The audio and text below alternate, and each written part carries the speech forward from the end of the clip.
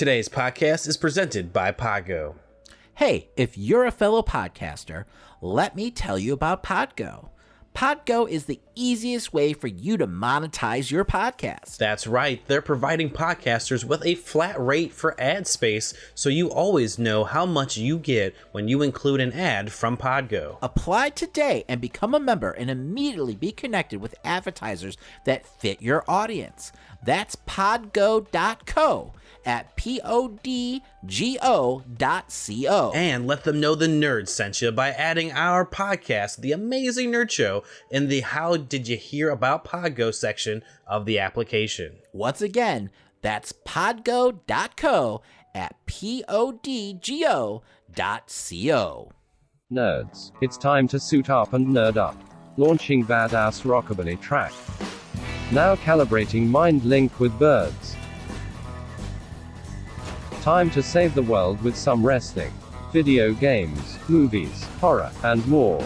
Launching ANS in 3, 2, 1. Welcome to the Amazing Nerd Show.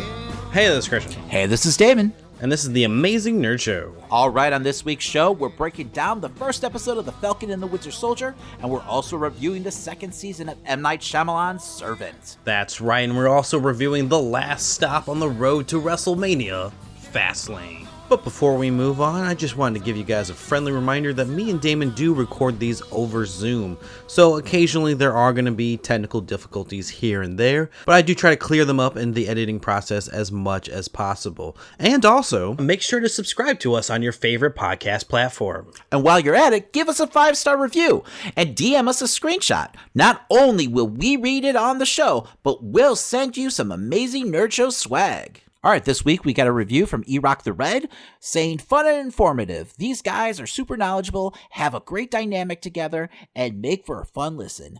Highly recommend this podcast. Hell yeah, thank you for the review, man. Yes, definitely go ahead and DM us your address and we'll send some show merch your way. Let's get into the news. Every week we collect the biggest headlines and rumors of nerdom.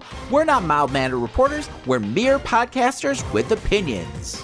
Well, at first we got some sad news to talk about as we have the MCU's Shang-Chi and the Ten Rings and Black Widow get delayed once again. Well, where there's smoke, there's usually fire. Last week we had heard that Black Widow's theatrical release was gonna be a last-minute decision. Well, I guess that moment has arrived and Disney is choosing not only to push back the release date to July 9th, but they're also going to simultaneously release it on Disney Plus for an additional cost to subscribers. This, of course, caused a ripple effect with the MCU schedule, and now Shang-Chi is going to be pushed back to September 3rd. I mean, all in all, this is no real big surprise. I think the writing was pretty much on the wall, and I mean, if you're in Marvel's shoes, pushing back just a couple of months to a point where, like, hopefully more people are vaccinated can only help their box office. I mean, in the meantime, we've got plenty of Marvel content to hold us over with, you know, The Falcon and the Winter Soldier and the Loki series debuting in June. So I guess it is what it is, and it's just the times that we live in right now. I mean, yeah, it's shocking to see Disney kind of following that HBO Max formula now with their releases. But I mean, I'm happy to, you know, be able to get these movies at home. I guess. I mean, it's not really HBO Max's formula since they're charging like $30 a household. So, but I mean, it's been long speculated that they might go this route, and they've been already testing it out with other films. So it only really makes sense. We'll see if they do it with any of the other MCU. Well, speaking of Marvel content, the Hawkeye series getting a spin-off featuring Echo. So according to a new report from Variety, the MCU is developing a Hawkeye spin-off series for the character Echo, who's played by Elquia Cox. I apologize if I'm butchering that name. Emily and Ethan Coen are attached to write and produce, along with Kevin Feige, of course, and he's currently assembling a writer's room. So Maya Lopez, aka Echo, is a really cool and interesting character. She was created by David Mack during his, like, underrated Daredevil run that I think gets kind of overshadowed because it was right before, like, Bendis's, like, legendary run. But I don't know, she was actually the first character to wear the Ronin getup before Hawkeye.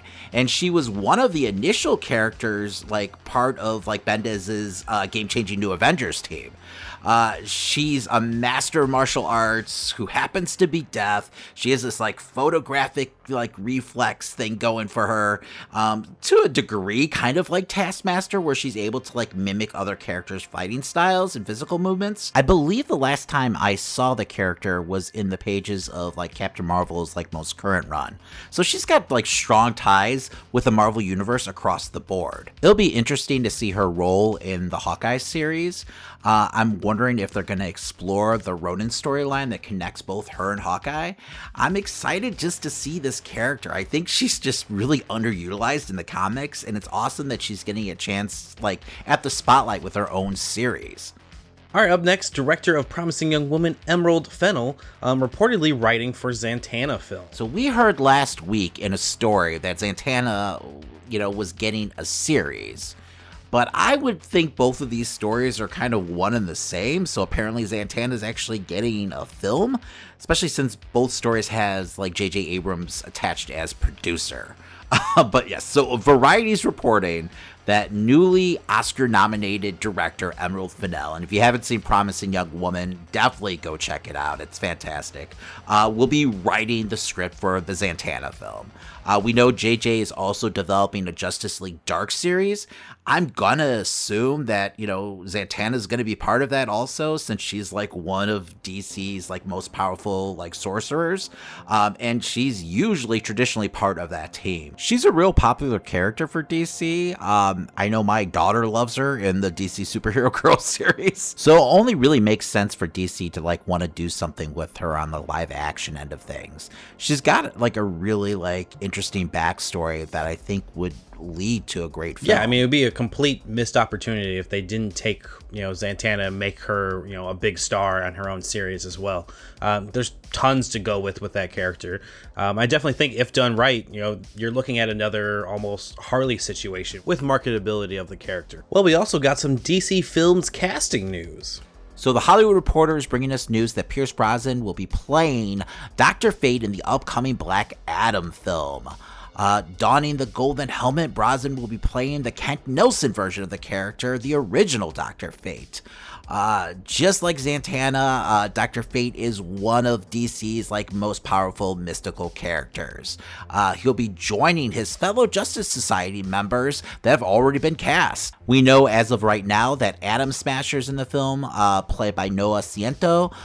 We've got Hawkman cast in the film, played by Eldis Hodge, and Quintessa Swindle playing Cyclone. I think I also heard that there's two other like unidentified characters that are going to be part of the film as Justice Society like members, but don't quote me on that. But anyway, I like the choice of Pierce. He's a real strong character actor. I mean, he was frickin' James Bond, for crying out loud. And DC has come out and said in the past that they have big plans for the Dr. Fate character. So maybe eventually he'll get his own solo film, or who knows, maybe we'll get a Justice Society movie at some point.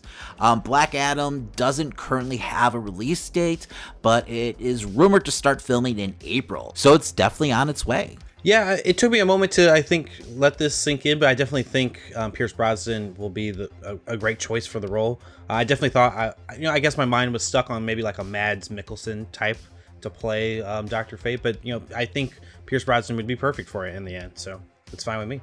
Well, I mean, Mads would be great in any role you give him, so... Yeah, sure. I totally understand why you're going that route, but yeah, no, Pierce is not a bad choice at all. Also, we got a report that Oscar-winning actress Helen Mirren has closed a deal to play the villain Hespera, a daughter of Atlas, in the Shazam sequel, Fury of Gods. That film is set to be released June 2nd, 2023. And I've honestly never heard of Hespera before, so I've got nothing to add to that story. Christian? Yeah, man, I don't know anything about the character. I did enjoy the first film, so I am kind of looking forward to whatever they do next. I'm hoping, it's an interesting villain, at least. I'll have to do my research. Here's to hoping, right? All right, Christian, the wait is finally over. It's time to break down the first episode of The Falcon and the Winter Soldier. Warning: spoilers for The Falcon and the Winter Soldier ahead. You have been warned. Is there any chance, and of course you could say no, that I could get a selfie with your arms out? Are you serious? All right, so before we go ahead and give our overall thoughts for the first episode, make sure to tune in every week because we're going to be breaking down every single one of these episodes, just like we did for WandaVision. So I think that's going to be our new format for every one of these MCU shows. Yes, allow the speculation to begin. What were your overall thoughts on this episode, Damon? So I thought this was a hell of a first episode. I mean, it gave me strong Winter Soldier vibes, which is still one of my favorite MCU films. I mean, we got like cinematic worthy action, intrigue, and like most of all, we got a deeper exploration of the Sam and Bucky characters. Because like, even though they've been around for years in the MCU, this one episode might like match all their screen time combined, like through multiple films. And that's what these series are gonna give us at the end of the day. Like, besides like awesome entertainment, it's gonna give us like layers and dimensions to these like, you know, supporting characters that the films could never give us within their runtime. And really show that these characters are well deserving and worthy of leading and starring in their own stories. Oh, exactly. It's definitely cool to see a deeper level for like these what were considered minor characters before. And I was actually excited that they didn't automatically just show up on screen together. Like a lot of what those trailers gave me for the impressions were like that first moment where he's flying through the canyons and stuff like that. Bucky was already going to be with him. So I'm glad that we're going to see like a little bit of build up before we get, the dynamic duo of these two throughout the show. I definitely had a good time with this episode, and I am looking forward to more coming down the road. Super awesome with the action we got for Falcon. I'm definitely interested in seeing more about his family life and stuff like that, coming from both characters. And the amount of trauma that has gone on in the Winter Soldier's life is ridiculous, and I can't wait to unpack all of that, hopefully over the next 5+ episodes. All right, so the series is taking place 6 months after half of all life has returned from the blimp, and everyone's still trying to cope with half the population returning after 4 long years. Sam has now been pardoned for his part in breaking the Sokovia Accords and is now working with the Air Force. They're in the middle of the mission in Tunisia after the returning Batroc from Winter Soldier and his terrorist buddies have hijacked a plane and have taken a pilot hostage. Sam goes on a high-speed chase through the air that's simply breathtaking, trying to free the hostage before they fly over the border, causing an international incident. I thought it was hilarious when they told the guy flying the plane that he was crazy for seeing Falcon on the outside. Right. I loved that action sequence. I mean, it was, super cinematic and really showed off what a fucking badass Sam really is. Because he never really gets like his just due. Like, I feel like in the films, I mean, he has his moments and everything like that, but the fact that he's able to take this entire group down, like, on his own was fantastic. I love, whatever they were doing, the paragliding that the terrorists were doing, too. Especially, like, surfing through, like, the canyons and everything. I thought that was a really nice touch. And just, like, how Sam, like, just jumps in the middle of that helicopter while they're all sitting there thinking they got away, and it's like, hey, what's up? And takes them down. And I love how they kept it, like, a race down to the wire where, like, Sam at the last seconds, right before they cross the border, just dives through, like, the helicopter bay, I don't know what the hell you call it, and just grabs the hostage and just flies right through.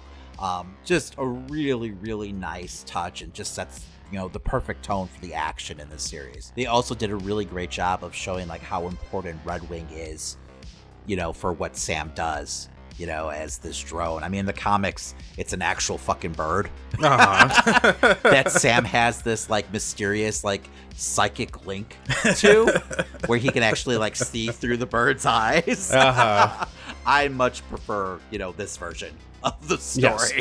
Yes. So, because there was actually, like, speculation for a while in, like, Marvel Comics that Sam was, like, a mutant because of this link. Because no one can really explain, the link. And I'm sure some writer has, and I just don't know about it, or I didn't read it. But, like, I know there's been a few different explanations that ended up not necessarily being true. So, but yeah, he's got this weird psychic bond to this bird. Randomly, he just takes peyote every time he goes on a mission, and then he's connected. We're in the spirit world. But yeah, no, just a great sequence and the perfect way to start this episode. So next we see Sam having lunch with Lieutenant Joaquin Torres, who was a character I didn't even know was in this series somehow. He ends up in the comics being the new Falcon and Sam's sidekick when Sam eventually becomes Captain America. So I was like, oh, holy shit, look at that. Apparently in the MCU, Joaquin is a lieutenant and some kind of engineer. He even offers to help fix Red Wing, which Sam is having no part of. He does end up bringing Sam up to speed about this new terrorist group, the Flag Smashers. I thought this was interesting just because the Flag Smashers, or the Flag Smasher, is like a character in the comics who is just a single character. It's not a group. I mean, he has a group working for him called the Ultimatums, I believe. They're all in white. They've got berets. They ended up actually secretly, working for the Red Skull, to the Flag Smasher's dismay. But the Flag Smasher, he's kind of a goofy character. He was actually in like some of the first like Captain America books I ever read.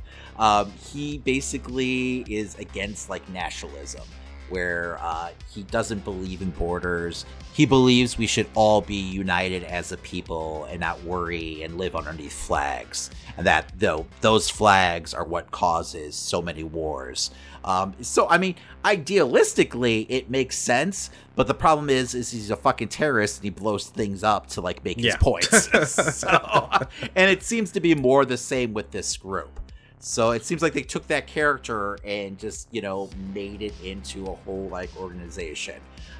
So I thought that was interesting, unless, he ends up actually being, like, the leader of the group. We'll see if that happens. But, there's no signs pointing that way, at least right now. So, and we'll see. Maybe they work for Zemo, because we got no Zemo in this episode. No, and that's my guess. That's where I'm thinking it's going to go to. Like, Zemo's kind of, sending out the orders throughout whatever app they're using. Yeah. And that's kind of what leads to all these moments.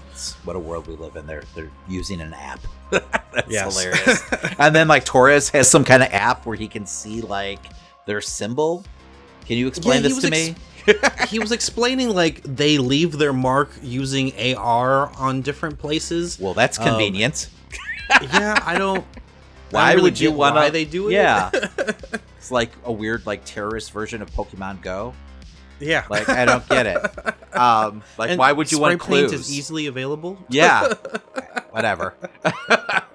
All right. So, but anyway, Torres then promises Sam that he'll keep him up to date on, like, what the group is doing. And it seems like he's going to be tracking them. So in the next scene, we see that Sam's been struggling with, Steve passing the mantle of Captain America on to him. And it seems like he just feels like no one is really deserving of, wearing that shield and carrying that torch on. So he's decided to donate the shield to a U.S. government museum to display. He has a real nice, like, heart-to-heart with Rhodey, who makes a surprise appearance. And it feels like Rhodey's kind of like, what the fuck, man? This was supposed to be for you. This shield, like, if not you, then who is gonna carry it? And, like, how important it is that, someone, carries on the legacy of Captain America.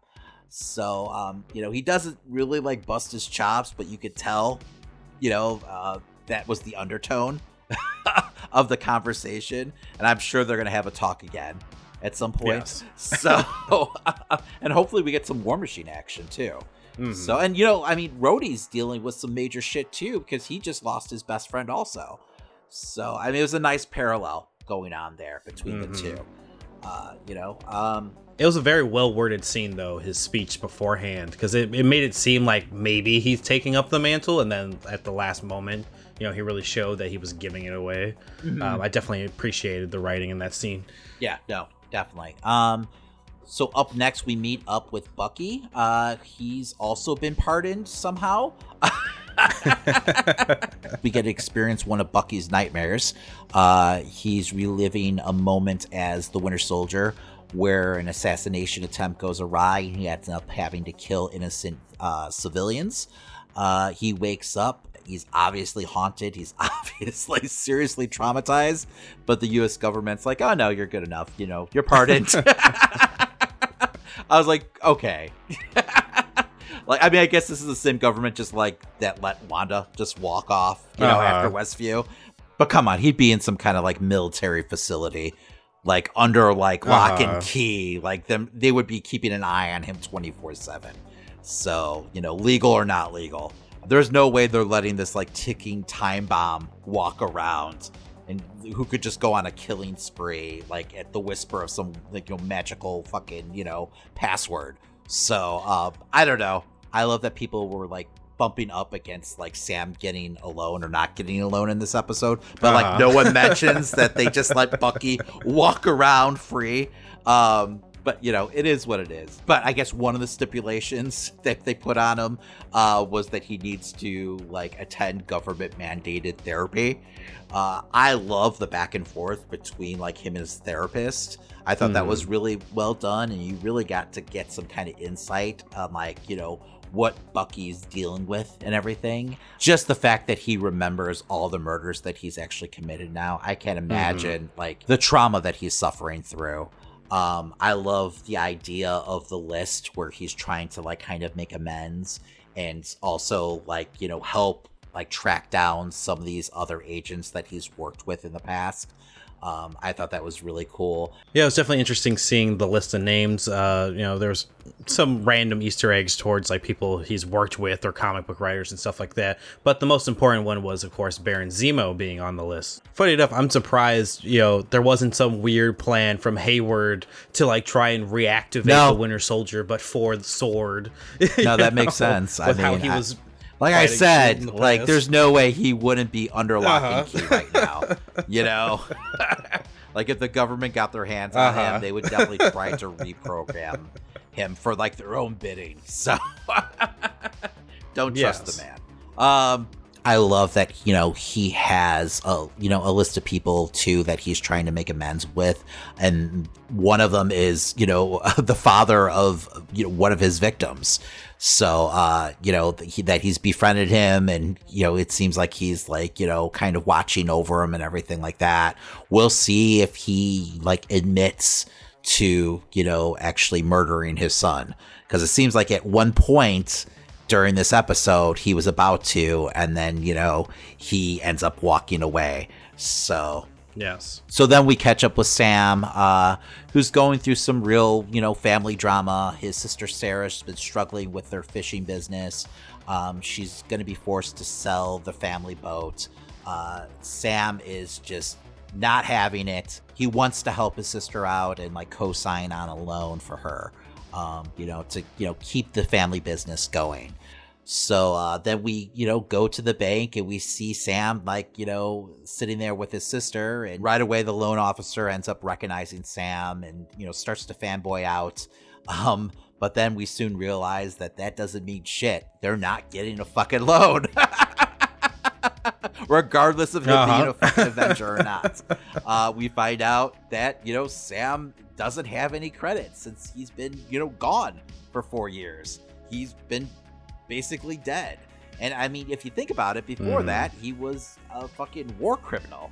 Yes.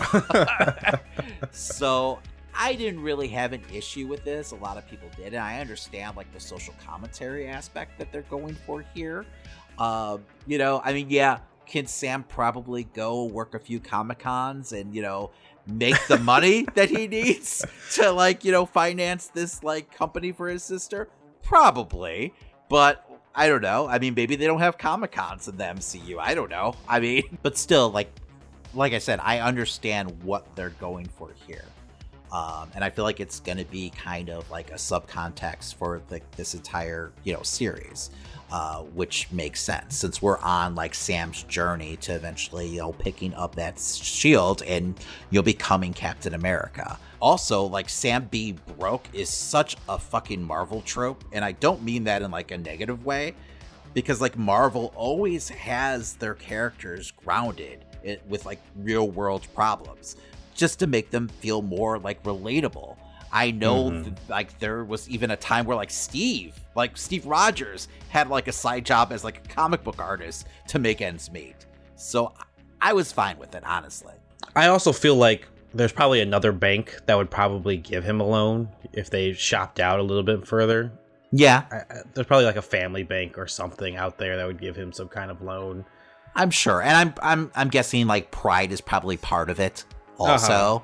But I don't know. Like, it's just good storytelling. I mean, like I said, I had more of an issue with the government just allowing the Winter Soldier to like roam free amongst the public than I did with like, Sam like getting turned down, for a loan. I'm also kind of curious how much they pay for those missions that they do send Falcon on, though, in general. Like, he just went and saved someone for you guys. Did he not get paid for that? Like, well, he does say that he's got like government contracts that he can show just like for like proof of income. So I don't know. Okay, well, let's move on. Yeah, we just wasted way too much time talking about like bank finances. Yeah, exactly. Let's move on. So while this is going on, we have a scene where Torres is infiltrating the Flag Smasher group. I guess using his like handy dandy little app. I guess they're in the middle of like a bank heist. He actually tries to make like an arrest, but apparently some of them are definitely superpowered because they kick the shit out of him. So he's lucky to make it out alive. Right afterwards, he fills Sam in and like with what exactly happened. So, Sam's definitely going to be on the case sooner than later. They both make sure to be hush-hush about the possibility of what is making them super. It was very weird, that scene where he's just kind of like, could it be? And then he's like, shush. And then they move on. You think they're referring to the super soldier serum? That's what I'm guessing. Maybe it's some version of Captain America's super soldier serum. I don't know. Could that guy that he pointed out that kicked his ass be Flag Smasher himself? Who knows, right? Who knows? But yeah, so right at that moment, it's like Sam is hanging up that phone call. His sister kind of bursts into the room. Turns on the TV to a press conference where there's a speech given that echoes Sam's speech from earlier on in the episode, but this speech is introducing a brand new Captain America to Sam's shock and dismay. Yeah, and I feel like I get this weird suspicion that even if Sam hadn't given up the shield, this was probably still going to happen.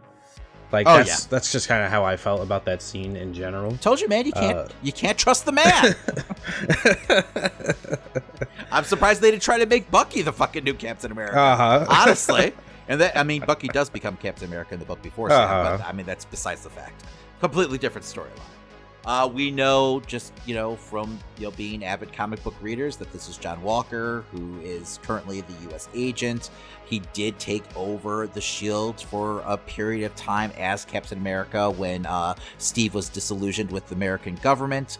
John actually started off kind of as a villain. He was the character Super Patriot beforehand, and he was actually campaigning to be Captain America to replace Steve while he was still Captain America, if this makes any sense. He held like rallies and stuff like that, calling Captain America old and everything. He did everything in his power to really like discredit like Steve as a hero.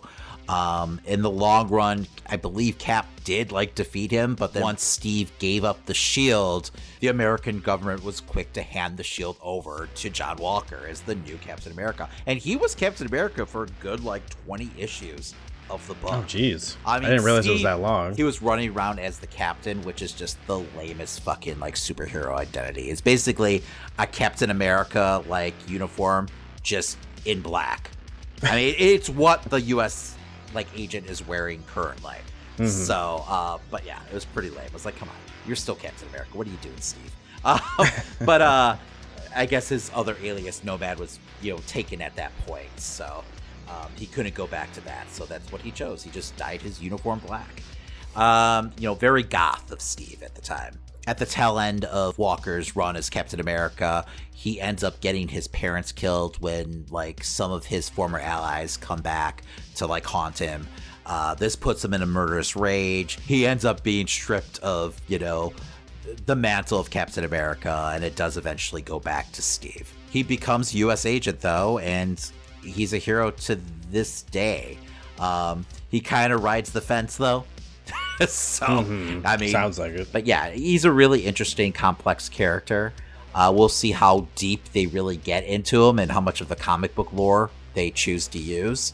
I have a feeling they're not going to go to like that depth, though. I can't imagine. That's a whole different series. Well, getting back to the John Walker we were introduced in this show, though, how'd you feel about his like look in the captain suit? Because the general consensus I've found is that he has a pretty punchable face. Yeah, Wyatt Russell, who's the actor who's, playing John Walker, definitely doesn't fill out the suit as well as Chris Evans. But I'm sure that's on purpose too. I'm sure that's by design. So everyone's comparing him to the old man in Up. Oh yeah. Yeah, there's tons of like memes, with like side by sides between both of them, and he does kind of look like him. I won't lie. So it's all the jawline. So, but no, I just love how like outraged some people were about this like reveal too. Like they didn't see the trailer. Or like, the 900 commercials that have aired. But yeah, no, it is what it is. So they don't do what we do, David. They're not analyzing every scene. No, that's true. That's true. They're not wasting their lives. So that's our jobs. But just like that, it closes out the episode. I'm still super excited to see what's going on going forward. I think it was a good little cliffhanger there. I was just like, at that moment, I was like, what is he going to say as a reaction? But I mean, yeah, that's of course where you hang it so that we know that's to right. watch next week. That's episodic television, man. Yes. Welcome to 1985. I know. Yeah, like I said, I thought it was a super strong debut. Make sure to tune in next week as we break down the second episode. Well, speaking of shows, you also finished a series this week. That's right. Let's talk M. Night Shyamalan's Servant. Warning: spoilers for the series Servant ahead. You have been warned. And now, our feature presentation. My name is Leanne Grayson, and I come from Wisconsin. I hope that you will consider me. Do you have him? As a responsible and moral guardian for your son. They've taken Jericho.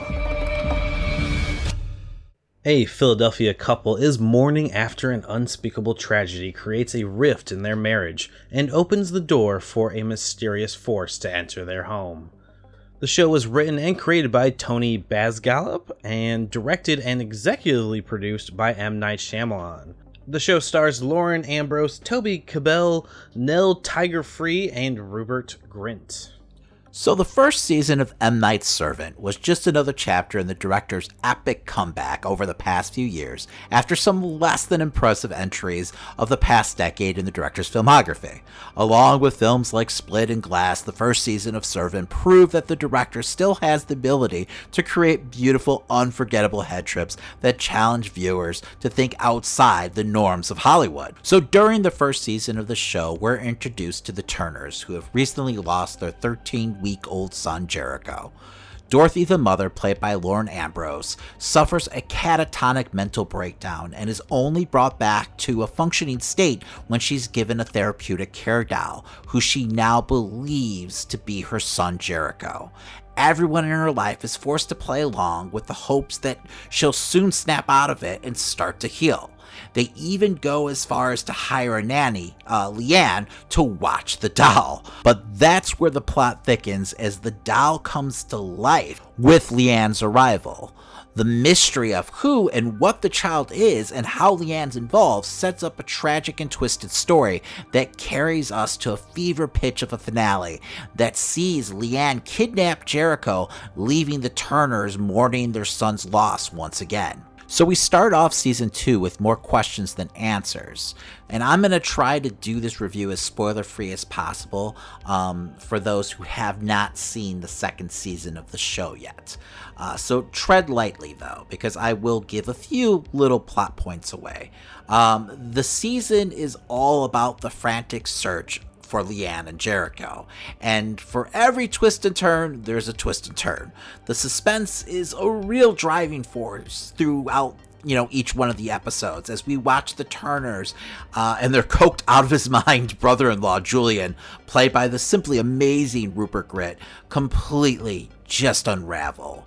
Artfully shot as the first season, most of the story still takes place within the family's lavish brownstone that just serves as this claustrophobic prison of grief for our characters. Even though M. Night didn't direct every single episode this season, his fingerprints and sense of style are on every single frame of this show. From the camera angles to the line delivery, M. Night is definitely steering the ship here. My problem with this season is while it's like breakneck pace keeps you on edge throughout, it did feel like we needed a moment here and there to come up for air. The show felt like it was starting to kind of drift away from its emotional core. There's also a bit of a tone shift with all of its manic energy. It starts to really kind of plant itself in its like dark comedy tendencies. This is definitely part of the tone in the first season, don't get me wrong, but they really lean into it more with this season. For me, this kind of like just offsetted and diffused like the weight of everything that was happening. While watching Julian and Sean try to hold everything together during the insanity of just everything that's going on was absolutely hilarious at times, there's just moments where I felt like it was borderline camp. And sitcom-esque, honestly. I know I'm being really broad in general, but with a show like this, it's hard to really get into details without giving like major plot points away. So forgive me. Also, about halfway through the season, it felt like the story was starting to be stretched at times to fit like the 10 episode count, as some of the plot points became really redundant as we kept on hitting the same notes over and over again. This is all rectified though with an incredibly strong final 2 episodes that really like recapture the mystery, creepiness, and overwhelming like sorrow of the first season and really like draws you back into the story. I was really looking forward to see, like at the end, what's in store for the Turners next. So even though like the pace and tone shift like threatens to derail the story, we managed to stay on track with an insanely weird and unique tale of grief and trauma at the end of the day. I mean, there really isn't a series like this on TV or, streaming right now. It feels so original and just a breath of fresh air. So with that being said, if you like your entertainment dark and twisted and depressing as all hell, I know I do, I definitely recommend checking out Servant. Well, all right, Damon, what grade would you give this? So Christian, I'm going to give the second season of Servant a solid B. It got a little rocky in the middle, but honestly, with those last 2 episodes, I felt like they were able to really stick the landing and just remind me what made me fall in love with the series in the first place. Honestly, if M. Night's able to keep this momentum and, quality of storytelling throughout the series, this might end up being some of his best work, which is, saying a lot because he's got some fucking classics underneath his belt. So go check this out. It's currently streaming on Apple TV+. So Damon, now that we've entered spring, I think it's high time I get myself out of the house and back in fighting shape, Ha! When were you ever in fighting shape, Christian? That's besides the point, Damon. Anyway, I want to start getting some cardio in. The only thing I'm really missing at this point are some good, durable shoes. And I think I'm going to treat myself to some Thousand Fells, the best sneakers for a better tomorrow. That's right, they're a full-circle footwear brand grounded in thoughtful design that starts with seriously sustainable super ingredients. Their sneakers are not only zero waste, but stain-proof, odor-free, water-resistant. They offer long-lasting durability and yoga mat levels of comfort. Thousand Fell creates the world's first 100% recyclable circular sneaker. Their sneakers are designed from innovative leatherless materials and backed by their brand-owned recycling program, which guarantees their sneakers will never end up in a landfill. Thousand Fell sneakers not only do good, they look good, feel good, and they're built to last. Hell, Vogue even said these sneakers bring both the cool factor and practicality. They have everything I could possibly want in a sneaker. I'm talking 100% leatherless, 100% recyclable, 100% vegan, certified by PETA, zero waste, stain and water resistant, odor repellent, blister proof, and with a versatile design to really make a statement. So listeners, make sure to check out thousandfeld.com and be sure to keep an eye out for the latest color drop collection coming soon. That's right, and right now, first-time customers will save 10% on their purchase when they order online at thousandfeld.com. And hey, don't forget to select the Amazing Nerd Show during the post-purchase survey. All right, ladies and gentlemen, it's that time again. It's time for Christian's Corner.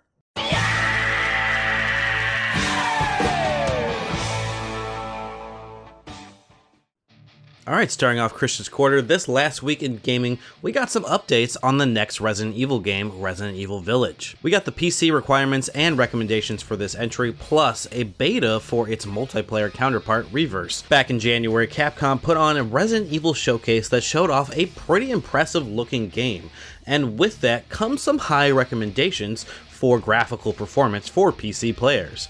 But let's start with the requirements for all my budget PC players out there. It's looking like you will need a base of probably like 8GB of memory and a 4GB video RAM GPU, similar to the GTX 1050 Ti, to run Resident Evil at minimum specs. It was also noted that it's possible to play at 1080 by 60 frames per second on that configuration if you tick the performance focus setting. However, the recommended specs are 16GB of RAM along with a 1070 or higher to experience the game in what's called a focus on screen quality mode.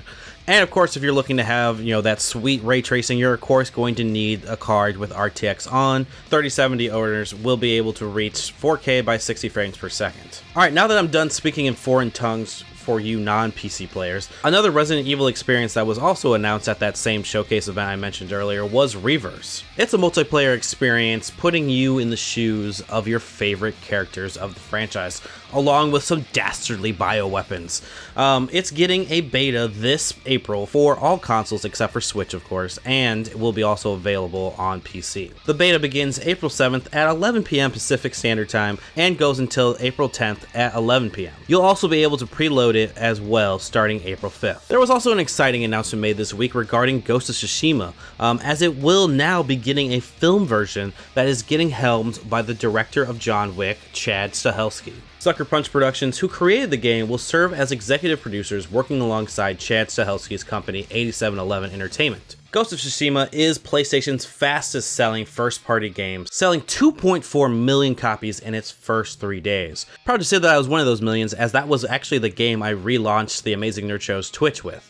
And was actually my personal game of the year in 2020. The game is also one of the top nominated games across the board at Game Awards and BAFTA, having won audio achievement at the BAFTAs this week. With all that said, it makes perfect sense for Sony to be interested in making a film out of this game. The core story itself makes for cinema gold in my eyes. I also think it would be pretty cool if we can get, some of the voice actors to play their parts, especially since they're modeled perfectly after the voice actors and stuff like that. I think Jin's still the perfect age to play himself as well. So, it would be cool to see that, but only time will tell what we get out of this film. And since I mentioned the BAFTAs just a moment ago, for those of you who haven't seen the winners, the two big games of the night were Hades having won Best Game, and the somewhat controversial Last of Us Part 2 winning Game of the Year along with Best Animation and Best Leading Performance by everyone's favorite villain, Abby, as performed by Laura Bailey. Love it or hate it, you have to at least acknowledge how grand of an experience Naughty Dog put together in The Last of Us Part 2. And God knows I also still need to give Hades a try, as it seems like a game right up my alley. But speaking of playing games, make sure to check out the Amazing Nerd Show on Twitch. We go live every Thursday through Sunday at 12 noon with everything from retro games to big AAA titles, and of course everything in between. Right now we're continuing on with the Batman the Telltale series, as we just started the sequel, The Enemy Within. We're also continuing The Witcher 3 and our casual retro playthrough of GTA San Andreas on PS2. Make sure to follow us on Twitter at AmazingNerdLive for updates on my stream schedule. Otherwise, make sure that you are following the main Twitter at Amazing Nerd Show to see when we go live in general. Alright, now on to wrestling. You want to talk about this could be your last WrestleMania? Every match in here could be my last match. For 10 years, I dreamed of getting this back. The second night of WrestleMania is 10 years to the day that I announced my retirement. This is my dream. This is everything I worked for, and you want to take that away? Huh? But you want to face the winner of a match from night 1 and night 2 and pick the bones? Very heroic of you, Daniel. You know what? Here's the thing. I won the Royal Rumble. I came in at number 1. I outlasted everyone in that match, you included.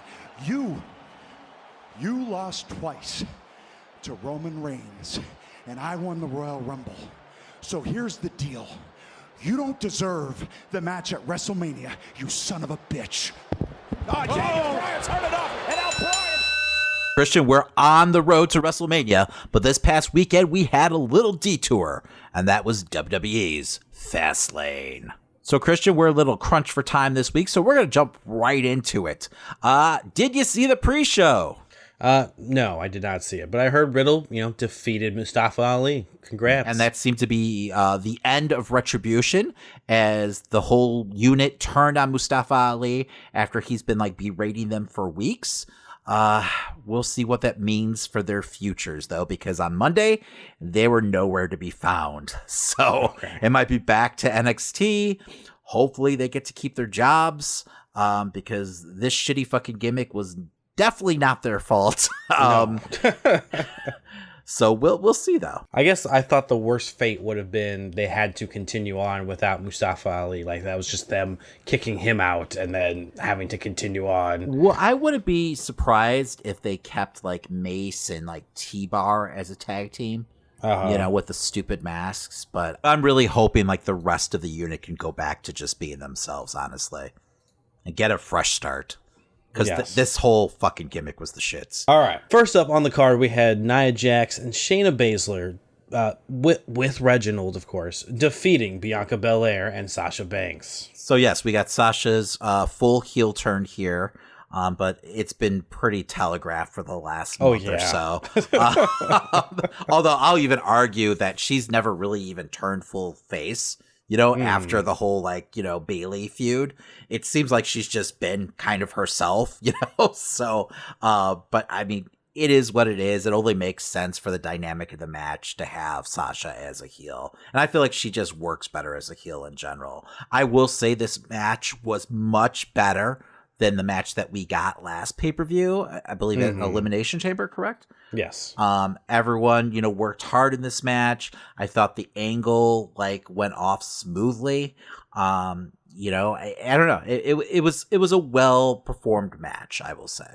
I guess I was just disappointed that there wasn't more dissension between Nia Jax and Shayna Baszler in this, because I was expecting them to also implode at some point, but I guess, but I feel like they've been teasing that on and off for the last since they've been together, really. And it seems like it's Reginald now who's stirring the pot. Maybe that comes at WrestleMania, and I mean I hope so. I just want Baszler away from Nia at this point. Although I am enjoying Nia being his sugar mama. I won't lie. Those skits have been entertaining, and just watching how annoyed Baszler is. But I'm just over this tag team, and it's time to move on and invest in other teams. Because right now, I don't even see where who the opponents are for them at WrestleMania. That's a good point. I can't even think of someone to fight them right now. And I would have said someone from NXT, but now that they have their own tag team division of champions and shit, it doesn't make any sense. So I don't know. No, it's weird. It's weird because they've really been such a focal point of both programs, but they have nothing, it seems planned for them for the biggest show of the year. So it is what it is. Well, talking big, we have Big E defeating Apollo Crews for the Intercontinental Championship. I thought they had gotten rid of Apollo Crews' accent. Apparently they did not. No, it's definitely still there. I'm hoping that it goes away soon because it's absolutely ridiculous. I thought this match was good for what it was, but I've seen it 10 times over the last month. And the fact that Apollo lost again but it doesn't seem like the program's ending, just made me fucking cringe. And the finish was so botched where like I was like, okay, it doesn't seem like anyone knows really what the fuck was supposed to happen. Like I'm sure, Big E was supposed to win, but it just like the announcers were thrown off by it. The refs seemed confused. Now I'm remembering. That's where they had the like kind of double pin situation there, and it just didn't look right at all. Yeah, and you can tell that they didn't know what to do because they didn't even show a replay of it. No, because it was totally fucked up. Yeah, I think both of their shoulders were on the mat at the time. Yes. So, and maybe that's what they're going to go with. And the reason behind a rematch. But I don't want to see this at fucking Mania, man. And that seems to be where they're headed. Hopefully they end up doing some kind of multi-man match or something to make this interesting. Like where you keep Apollo in the mix, but you can involve like Sami Zayn and like Kevin Owens and other wrestlers just to give them a spot on the card, but also just make the match interesting because I don't know, man. I could care less after watching Apollo lose over and over again, even with the new gimmick. Because I was like, oh, he's got a new gimmick. He's going to win here, right? You're going to start him off hot. Nope. Oh, God. Up next, we had Braun Strowman defeating Elias in a singles match after Elias was forcibly put into the match by Mr. McMahon. I've been seeing clips here and there. By Mr. Was it Mr. McMahon or Shane McMahon? Oh, Shane McMahon. I apologize. It's a different Mr. McMahon. Yes. Only Vince gets Mr. McMahon, my friend. Well, this was a total bait and switch. This was supposed to be Shane. It made no sense to me at the time because I was like, this is the Mania match. There's no way that they're going to, do a rematch for Mania. Although with WWE nowadays, who the fuck knows? But yeah, no, it was the classic bait and switch. Poor Elias always feels like he's put in the spot. Yes. Every time. Just a fucking pawn. But yeah, no, it was a nothing match. This whole program fucking sucks. I don't know what's going on with Shane, but like, his delivery has been so off, and just I don't know if it's the script that they're giving him, but like it's a whole angle based on Shane thinking Braun is stupid, and that's it. Like there's no real issue between the two. It's just like Shane is bullying Braun for no reason whatsoever. It's real like juvenile. I don't know. It feels like it's actually written by like a second grader or something. It's just like Shane calling him dumb over and over again and Braun getting angry and smashing shit. So I'm sure like the match at Mania is just going to be an excuse for Braun to throw Shane off something high for the spectacle of it all. And they're just like, well, whatever. Let's just, write something for them to say just to get us to Mania because this just feels fucking lazy.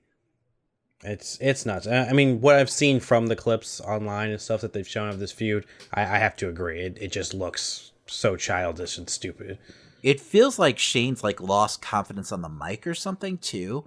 Just every time he's out there delivering his lines, it is like seriously like cringeworthy. Where I'm like, what's happening here? But I don't know if that's on purpose or what. It's just really odd to me.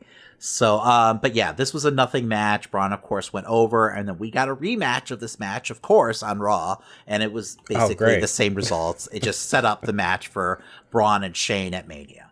All right. Up next, we had Seth Rollins defeating Shinsuke Nakamura. This was a good match. I just could care less about the outcome. Like I enjoyed the work between the ropes. And like all I kept on thinking was like both of these talented fucking wrestlers are being so wasted right now. And this was like the longest Nakamura match we've had in such a long time.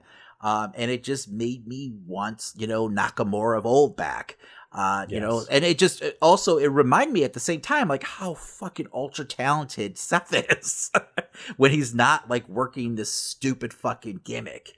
I mean, it's just a detour, like I said, on the road to WrestleMania. It's, I think Nakamura stood up for Cesaro. That set up a match between him and Rollins. You knew there was never a point in this match where I thought Nakamura was actually going to go over. So it was just kind of like, okay, you're just like left there, admiring the work, but just kind of twiddling your thumbs, waiting for it to be done with. The only thing I was surprised by was that Cesaro didn't come out at the end. Like there was no interaction between like Cesaro and Seth at the end to kind of like set up, that match for WrestleMania. Because I'm sure that's where they're headed. No, yeah. I think I had to text you to ask you like what this match is even about, because even the video package before and the announce team did like nothing to tell me what this really was like, why Nakamura was like interested in fighting Seth at all. That's right. I understand they were friends before with Cesaro, but I didn't get it. Well, even before this match took place, there was that segment that happened where they had Nakamura like stretching the back, and they didn't even mention the match. They just had Riddle come and interact with him, and this total fucking cringeworthy like fucking sophomoric bullshit that they're doing with Riddle right now, where like even the baby faces hate him, like, and find him annoying. He's sitting there talking about his scooter rambling on, and Nakamura just hides, while he's not looking. I was like, what are they? Why? Like, who thinks this is funny? Like, who? I just wonder if WWE would ever go far enough to actually sell a scooter with a mane. Oh, I'm sure. I'm sure eventually he'll have a scooter with a fucking mane and shit. Oh, God. But yeah. I mean, just Riddle's so unlikable. Like, I wanted Nakamura just to kick him in the face during that segment. It would get him over as a babyface, that's for sure.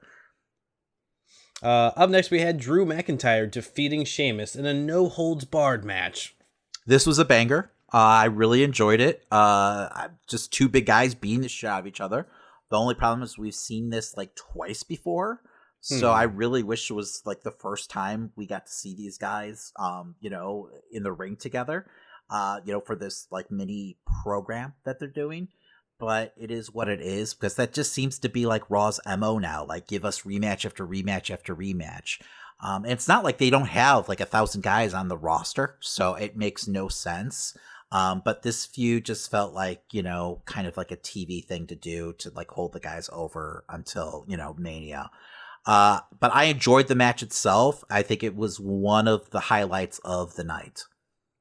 Gotcha. I mean, I did enjoy that they finally threw someone through the screens? Thunderdome crowd. Yes. They made sure to have like a little explosion go off and everything to stick it to AEW, I'm sure. But they beat the shit out of each other. I mean, you've got to give it to them. They really fucking, took it to each other. So it was nice and snug. But yeah, no, I enjoyed it. I just don't see it. It seems like from what we got on Raw that Sheamus is going to be moving on to Riddle. You did have Drew come out and make the save for Sheamus. He was getting attacked by the Hurt Business during the Lashley match, which was another weird rematch that just happened for no reason. But yeah, the Hurt Business came out, attacked Sheamus after the match, and then Drew came out and took care of them. So there seems to be a mutual respect now. But this whole turn really came out of nowhere and made absolutely no sense. He just kicked him out of nowhere for no reason. And that was like the end of the world to Drew, even though I feel like they've had multiple matches over the years and been on opposite sides of the fences many times. But that was like the final straw. But after, 3 matches, they're buddies again, it looks like. So I was actually disappointed that Lashley didn't have anything to do with this pay-per-view in general. Like, yeah, you would think you'd at least give him a segment. Right? Have them watching Drew and Sheamus, or, do something to just, remind everyone who the champ is, like, over on Raw. So I agree. You want him at least to, get on camera for a little bit. Before you strip him of the title at Mania. Yeah, especially. Yeah, I mean, like, maybe give him a glorified squash match or something. You'd hate to see him like bury someone, but yeah, like have him like beat the shit out of like Morrison or Miz again. Do something. Because were those guys even on the show? No, I didn't see Miz or Morrison on the show. So less than a month after winning the title at Elimination Chamber, Miz isn't even on the fucking show, right? You could have done something where you have like Lashley put the final nail in the coffin with that little program. Although that's like over and done with, I guess. But at least it'd be a reason to get Lashley out there, to remind the people like why he's the champion and why we should be interested in a match between him and Drew. Up next, we had a glorified intergender match between Alexa Bliss and Randy Orton. Yep, we did. This was probably about 3.5 minutes too long. It felt like it could have been a lot shorter. I didn't mind the execution so much because it's pretty much what I thought was going to happen here with the return of, Bray and the Fiend, I guess. But I just hate the fucking new look for the Fiend. And I'm guessing it's a transitional look. He looks like a burnt marshmallow. I feel like he's going to go into Mania looking like that. I'm hoping not. I'm hoping that this is just like the transitional look before he debuts a whole new look at Mania for the crowd. So, it is what it is. I can't wait to see how this plays in front of a crowd. I'm guessing they're going to do kind of like a hybrid of like a cinematic match and like an actual match. Almost like what they did at the WrestleMania where they faced each other last time. It was like 5 years ago or so. We'll see how that works, how that gets over. I didn't mind what Bray did with Cena last year. I just don't feel like they can go all in like that this year. Like they're going to have to be in the ring at some point, and like an actual match is going to have to take place, or like some version of a match is going to have to take place, even if it's just like 30 seconds of the end of a match. So, but yeah, no, it is what it is. I will say that they've been taking their time with the feud. That's like one positive I could say. It's just been too much hocus pocus for me. I don't mind it enhancing everything that's going on, but then when you start operating in this this mystical realm, it's just almost too much for me to suspend my disbelief in what the fuck is going on. And I had that issue with The Undertaker back in the day. Like I never liked it when they went like full fucking supernatural with The Undertaker. Have him actually burning to death and coming back to life, months later. Or one time they even had him float off into heaven. So for people who are bitching about this is all shit that's happened in the past with Undertaker and Kane, or fucking, Papa Shango and, Ultimate Warrior. So it's nothing new. I mean, I can't talk. I was actually kind of into when Mordecai showed up. It's supposed to be his anti-Undertaker character. And then the bell rang and they realized that guy was awful. So he was out of a job after a month. They didn't even get to the feud, right? No. Yeah. But I remember that. The presentation was cool. Mordecai. Yes. Jesus Christ. It's a miracle you're still a wrestling fan. Because your childhood wrestling was awful. Yes. Horrible. But I feel like with all the fucking supernatural stuff with the Fiend, they've really doubled down with it. And it's just almost too much. And really, I think it all stems from Bruce Pritchard, because I know he's behind a lot of the booking with all the classic Undertaker shit. And this is kind of his MO.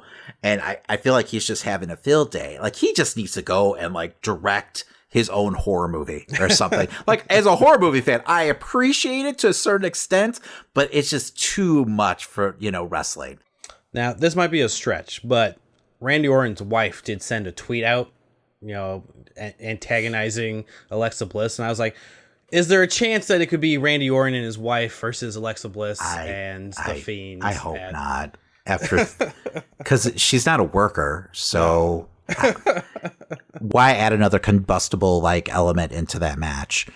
They're going to have a hard enough time pulling it off, because I'm sure there's going to be enough bells and whistles to go around for everyone. So just go ahead and do your 75% cinematic, 25% in the ring match, get it over with, hope it goes off, without any, hiccups, and, hope it gets over with the crowd.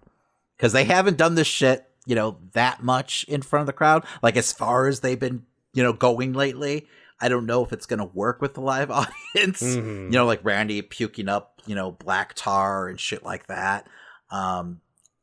I don't know. I'm interested to see like how it gets over with, a crowd, or if they're just tired of it now, after all these months of watching it at home. Exactly. I felt like 3 months of just Alexa Bliss taunting Randy Orton was too much already. So I don't know. I get that they're trying to like build up the program, and I admire it to a certain extent, since that's what they used to do with Mania. You would get like an angle 4 months out, 6 months out even, and really have it build up, till you get to that point where it's time for a Mania match. But not having the Fiend like out there at least a couple times, during all those months, I think really hurt the angle overall. Well, for me, like a lot of the early stuff that they did with the Fiend, by just having like a puppet here or there and stuff, did a lot more than just having Alexa Bliss run out and do this shit every single week. I mean, they could have done more with the Playhouse. Like, yes. I agree, where you could have had, I don't know, you just could have been more creative, and you could have had, the puppets kind of taunting Randy here and there, or more weird shit going on. It didn't have to solely, rest on Alexa's shoulders. Like, you could have integrated some of those different elements to get it over, so it wasn't so much the same old, week after week, because it really was, Alexa sitting on that fucking swing, segment after segment after a while. It was like deja vu every Monday. I was like, I saw this already, I mean, yeah, they would add a couple new wrinkles, but it was, I don't know. It was so much of the same thing, Monday after Monday. It just got old fast. Last but not least, we had Roman Reigns defeating Daniel Bryan to hold on to his Universal Championship. This was a great match. I loved everything about it. I don't know why it took them 20 minutes to get to the ring. I thought that was weird. I don't know if they're trying to stretch for time, but it just felt like the whole intro, both intros, took forever. Yes. So I don't know. Which is very odd, because it felt like 90% of these matches were super short. But maybe that's why on this card. Maybe they're like, we need to be 2 hours and 45 minutes at least. And then, they ran short. So they're like, okay, stretch. Let's get every minute, every second out of those intros. So, but I mean, the match itself was great. I just love Daniel Bryan's style. I feel like both of their styles work so well together in the ring. And Daniel Bryan knows how to bring the best out of Roman. Really, I mean, just some really hard hitting, great mat work, awesome transitions. I mean, Jesus, I could watch these guys wrestle all day, honestly. So it's just great chemistry, And even though it was a schmaz finish, I thought it was well executed. But we saw the ref take a bump. Edge, who beat Jey Uso on SmackDown to become the enforcer, have to jump in the ring, and start to actually ref the match. You get, Jey Uso coming out, attacking Edge, attacking Daniel Bryan. A whole melee takes place. Bryan accidentally, nails Edge.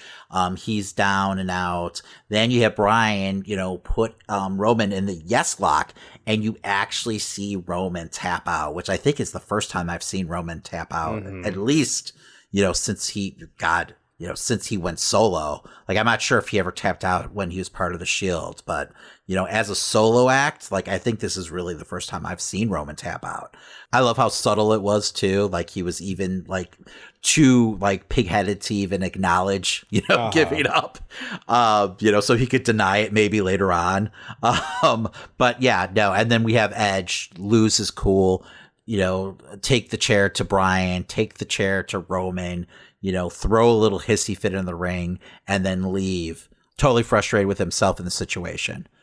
So it feels like a full heel turn for Edge, and it's been coming for the last couple weeks, ever since Elimination Chamber and Daniel Bryan challenging Roman again. Edge has been kind of